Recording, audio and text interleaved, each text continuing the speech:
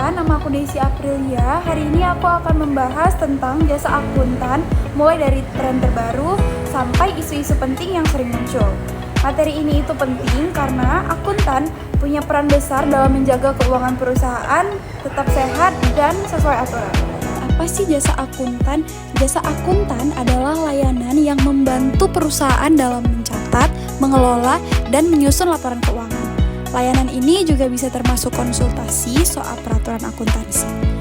Yang memberikan jasa bisa bermacam-macam seperti akuntan publik, kantor akuntan publik, dan penyedia jasa akuntansi independen. Jadi intinya, jasa akuntan sangat membantu perusahaan agar pencatatan dan pelaporan keuangannya sesuai dengan standar. Selanjutnya, tren jasa KAP. Presentase dalam grafik 491 menunjukkan presentase KAP di antara 77 responden yang meningkatkan jasa mereka dalam market niche yang bersangkutan. Sebagai contoh, 10 market niche terbesar adalah untuk jasa. Lebih dari 80% KAP memberikan jasa seperti pajak internasional, penilaian bisnis, dan pajak daerah.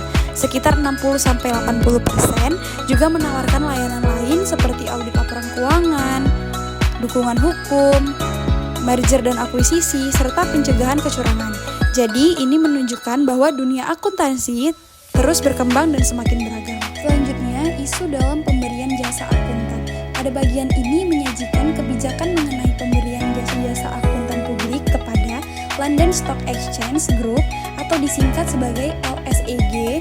Nah, jadi LSEG adalah salah satu bursa efek terbesar dan tertua di dunia. Mereka punya kebijakan yang sangat ketat tentang jasa apa saja yang boleh diberikan oleh auditor agar tetap independen. LSEG mengkelompokkan jasa-jasa sebagai berikut.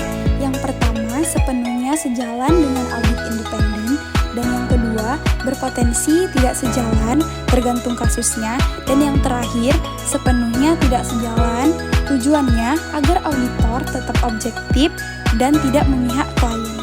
Jasa-jasa yang sepenuhnya sejalan dengan jasa audit independen adalah sebagai berikut. Jasa-jasa ini yang boleh diberikan oleh auditor karena tidak mengganggu independensi mereka seperti laporan keuangan independen, konsultasi merger dan akuisisi, review atas pengendalian internal perusahaan, jasa aspirasi independen, dan jasa yang diwajibkan untuk undang-undang. Artinya, selama auditor tetap netral dan tidak ikut ambil keputusan, jasa ini aman untuk diberikan. Jasa-jasa yang berpotensi tidak sejalan perlu dipertimbangkan kasus per kasus adalah sebagai berikut. Jasa-jasa ini bisa jadi boleh atau tidak, tergantung situasinya. Harus dinilai apakah akan memengaruhi sikap netral auditor atau tidak. Contohnya, jasa pajak, jasa pensiun dan aktuaria, cek sebelum investasi, konsultasi keuangan, jasa hukum, dan yang terakhir tugas sebagai ahli independen. Jadi, dari contoh-contoh tadi perlu dipertimbangkan baik-baik agar tidak terjadi konflik kepentingan. Jasa-jasa yang berpotensi tidak sejalan dengan jasa audit independen adalah sebagai berikut. Ini adalah jasa-jasa yang tidak boleh dilakukan oleh auditor karena bisa langsung menimbulkan konflik kepentingan.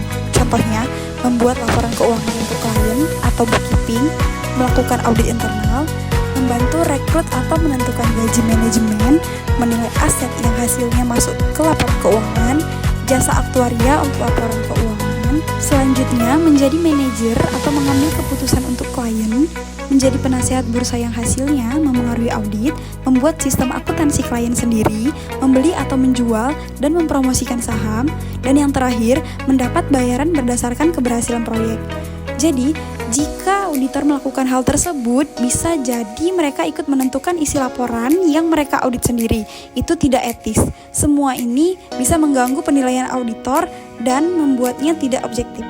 Demikian penjelasan saya mengenai materi jasa akuntan, tren, dan isu. Dari penjelasan tadi, kita bisa melihat bahwa jasa akuntan tidak hanya terbatas pada pencatatan keuangan saja, tetapi juga berkembang ke berbagai bidang seperti pajak, valuasi bisnis, merger dan akuisisi, bahkan dukungan mitigasi. Namun, dalam pemberian jasa-jasa tersebut, penting sekali bagi akuntan publik untuk tetap menjaga independen dan objektivitas agar hasil audit tetap dapat dipercaya dan tidak menimbulkan konflik kepentingan. Semoga penjelasan ini bisa bermanfaat dan menambah pemahaman kita semua mengenai perkembangan dan tantangan dalam dunia jasa akuntan. Terima kasih sudah menonton.